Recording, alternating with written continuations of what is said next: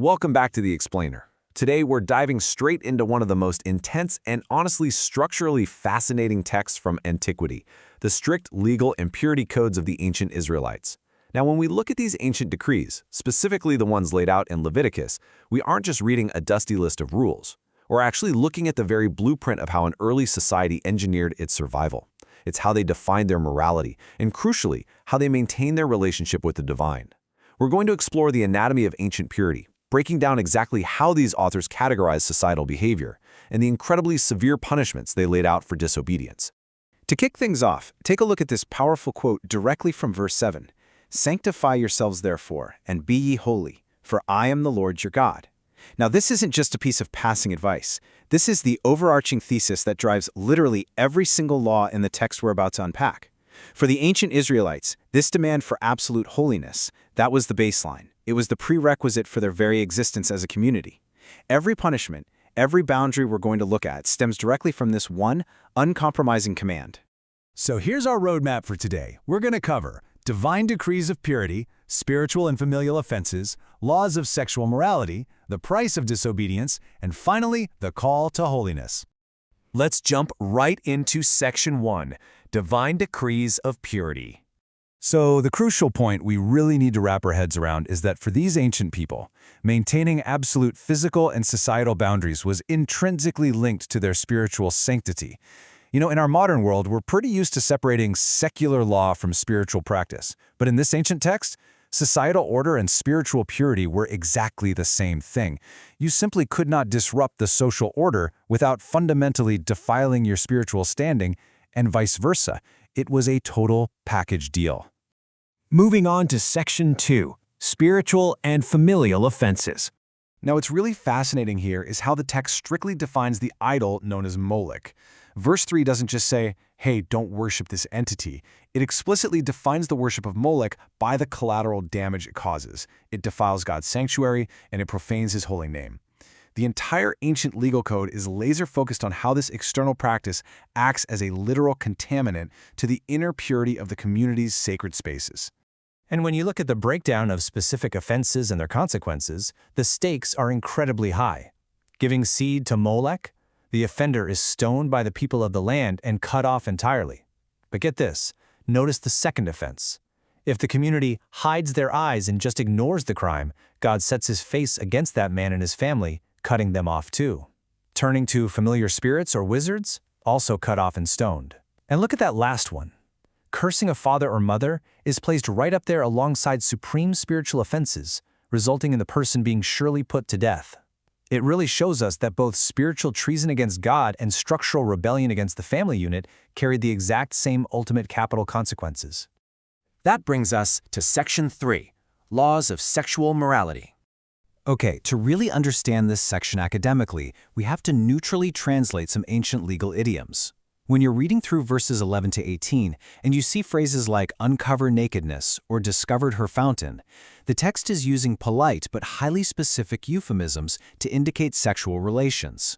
Once we decode that language, we can clearly see the academic nature of the behaviors being regulated without getting tripped up by the ancient phrasing. And the way the text categorizes these behaviors is incredibly methodical. The authors didn't just throw out a single blanket rule. They systematically walled off every possible societal boundary.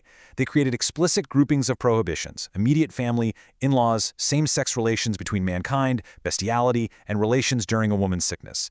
They left absolutely no relational stone unturned. It's like they built a comprehensive, impenetrable fence around the community's purity. And the consequences?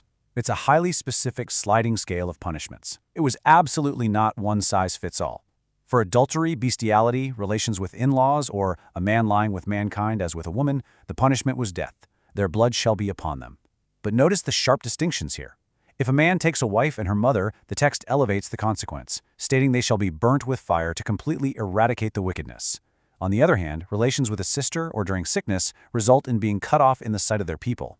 And for uncovering the nakedness of an uncle's or brother's wife, the punishment actually shifts to the familial lineage. They die childless. The text carefully, almost surgically, matched specific infractions with distinctly scaled consequences. Next up, Section 4, The Price of Disobedience. Now, in verse 22, the text uses a metaphor that is just visceral. It warns that keeping the statutes ensures that the land spew you not out. This gives us a fascinating glimpse into the ancient concept of geographic defilement. The authors firmly believe that the physical land itself possessed a level of spiritual sensitivity. If the people committed abominations, the land wouldn't just sit there. It would violently reject them, literally vomiting its inhabitants out. It sets up a direct chain of cause and effect. Committing abominations defiles the actual dirt under their feet.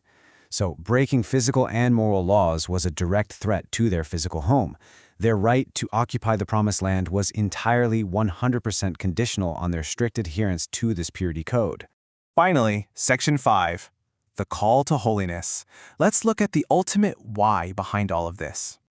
This contrast perfectly visualizes the core thesis of the text. On one side, you have the manners of the nations, the previous inhabitants who committed all these abominations, were cast out, and were abhorred by God. On the flip side, you have the holy nation, the Israelites. They are expressly separated by God from other people to inherit a land flowing with milk and honey. This entire legal structure we've been looking at, it was designed to maintain an absolute, unbridgeable separation between the holy nation and the abhorred nations. Without that stark separation, there's simply no inheritance. And note how this separation applied to literally everything. We're not just talking about avoiding major capital offenses. Daily holiness meant keeping all statutes and judgments. It meant putting a daily difference between clean and unclean beasts, and clean and unclean fowls. The text brilliantly weaves the highest moral laws regarding human life and sexuality, right alongside the everyday dietary rules of what you can and cannot eat. All of it is to ensure they do not make their souls abominable in any manner whatsoever. It's a completely unified, holistic system of living. So as we wrap up this explainer, I really want to leave you pondering this powerful question. Are laws simply rules to follow? Or, as these ancient authors believed, are they the absolute foundation of a nation's survival? For the ancient Israelites, this intense, intricate web of purity, sexuality, and daily habits wasn't just some legal code. It was the very mechanism for preserving their relationship with the divine, their societal order, and their literal right to exist in the Promised Land. Thanks so much for joining me on this deep dive, and as always, keep questioning the history behind the rules. See you next time.